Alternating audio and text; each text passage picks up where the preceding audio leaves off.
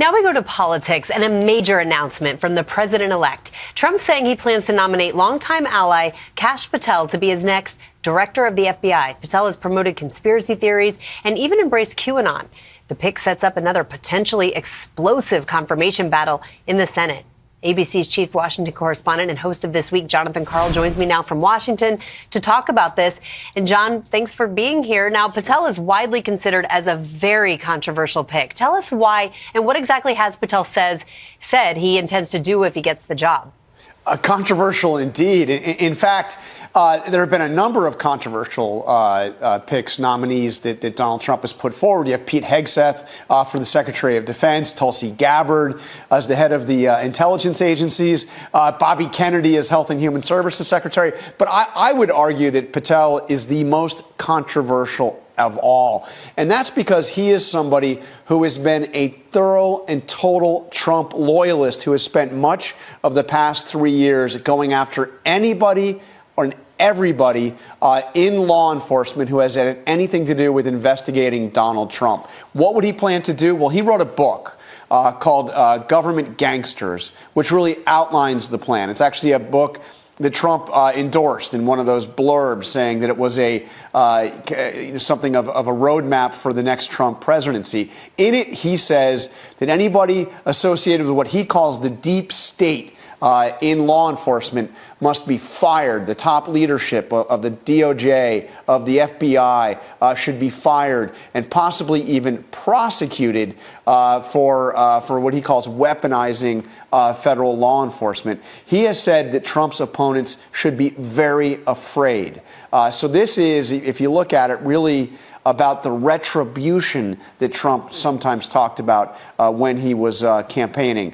This is the FBI director nominee for retribution. It'll be very controversial. We'll see if Kash Patel could actually be confirmed, but I suspect it will be a very steep climb in the Senate.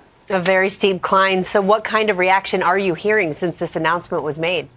Well, I just a few minutes ago spoke to one key senator, Senator Mike Rounds of South Dakota, who is important both because he is on a number of very important committees, but he is also very close to fellow South Dakotan John Thune, who is the Republican leader in the Senate. And I asked him about Patel. He was pretty diplomatic in his response, but he said two things that were very interesting. One is he praised the current FBI Director Chris Wray, who Trump will need to fire to make room for Kash Patel. And he made it clear that he is not committing in any way to voting for him before learning more in confirmation hearings. Take a listen to what he had to say.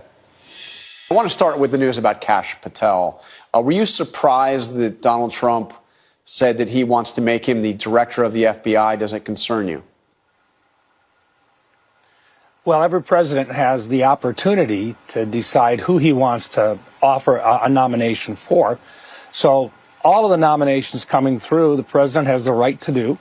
It doesn't surprise me that he will pick people that he believes are very loyal to himself. All right, I think that was cut off. He went on, as I said, to praise the current director of the FBI, Chris Wray, and make it clear he is certainly non-committal on this point when it comes to confirming Kash Patel. And let's talk about another nomination that Trump has announced. He also tapped a family connection for a major post overseas. What can you tell us about that? Yeah, this is an interesting one. That's also, if Kash Patel hadn't happened later in the day yesterday, this would be the thing everybody's talking about today. Charles Kushner, he has announced he is nominating to be the U.S. ambassador to France. Charles Kushner is Jared Kushner's father. So he is, father-in-law to Ivanka Trump, you could say. He is somebody, again, who's going to be quite controversial because he spent 24 months in prison for a series of financial crimes. Again, is somebody who will get a lot of, I would imagine, tough questions. Usually don't hear contentious confirmation hearings for an ambassador to France, but this one will certainly be contentious. All right, Jonathan Karl, as always, thank you.